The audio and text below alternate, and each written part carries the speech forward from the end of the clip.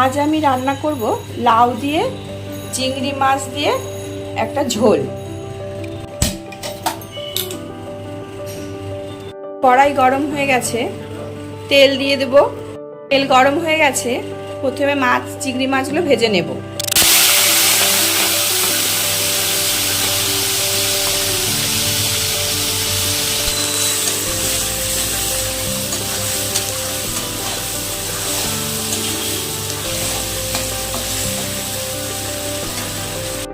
চিংড়ি মাছটা ভাজা হতে হতে আমি মশলাটা করে নিই। দেব জিরার গুঁড়ো, কাশ্মীরি লঙ্কার গুঁড়ো আর লাল লঙ্কার গুঁড়ো। দেব আদা, কাঁচা লঙ্কা, টমেটো।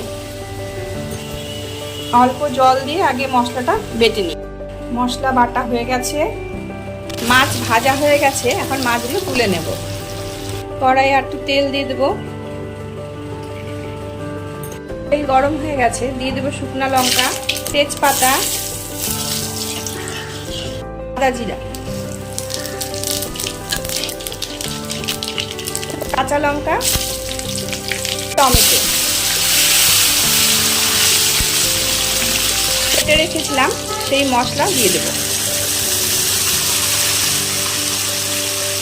এখন ভালো করে মশলাটা কষিয়ে নিতে হবে। আগে হলুদ, লবণ, যে যেরকম লবণ খায় স্বাদ অনুসারে লবণ, আধা চামচের মতো চিনি।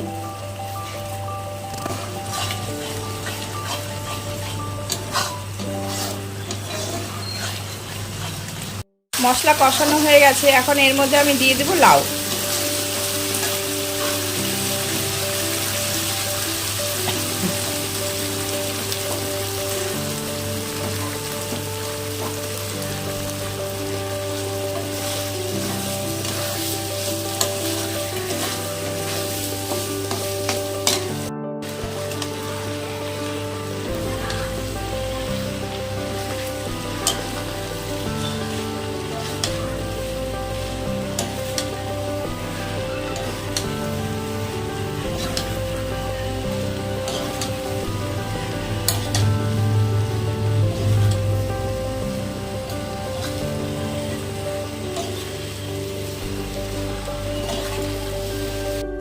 একটু নাড়াচাড়া করে তারপর এটা আঁচটা কমিয়ে দিয়ে ঢাকা দিয়ে রাখবো।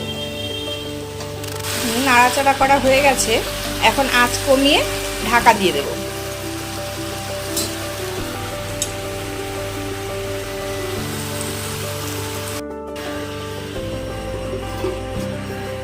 গরম জল বসিয়ে দিয়েছি এখানটায়।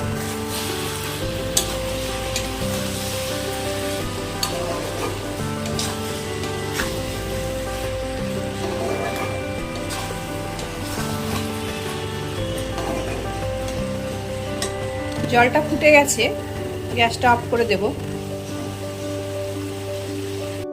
এটা অনেকটা সিদ্ধ হয়ে এসছে লাউটা। এখন এর মধ্যে আমি চিংড়ি মাছগুলো দিয়ে দেব, আর চিংড়ি মাছ বাটি ধোয়া জলটাও দিয়ে দেবো অল্প।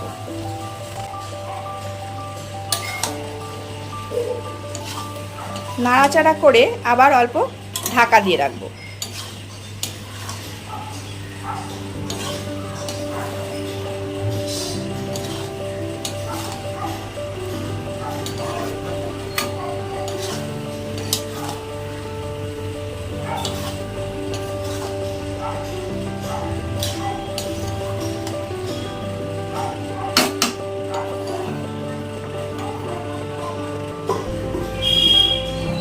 আঁচটা কমানোই থাকবে। ঢাকনাটা খুলে দেব, দিয়ে দেব গরম মশলা। আঁচটা কমানোই থাকবে, অল্প নাড়াচাড়া করে এখন দিয়ে দেব জল। যে গরম জল করে রেখেছিলাম সেই গরম জলটা দিয়ে দেব।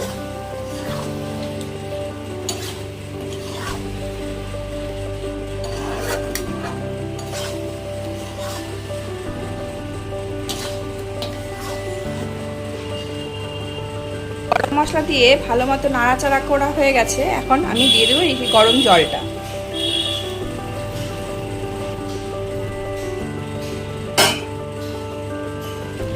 আঁচটাও বাড়িয়ে দেবো।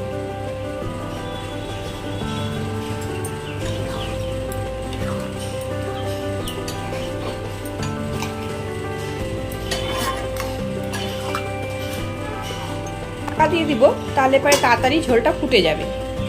ঢাকনাটা খুলে দেবো, ঝোল ফুটে গেছে। একটু নেড়ে দেব।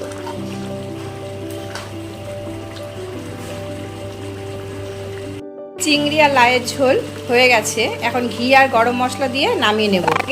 গরম মশলা দিয়েছি, এখন তাই অল্প করেই গরম মশলা দেব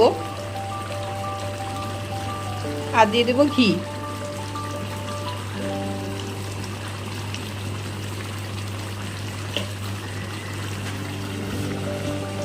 অফ করে দেব।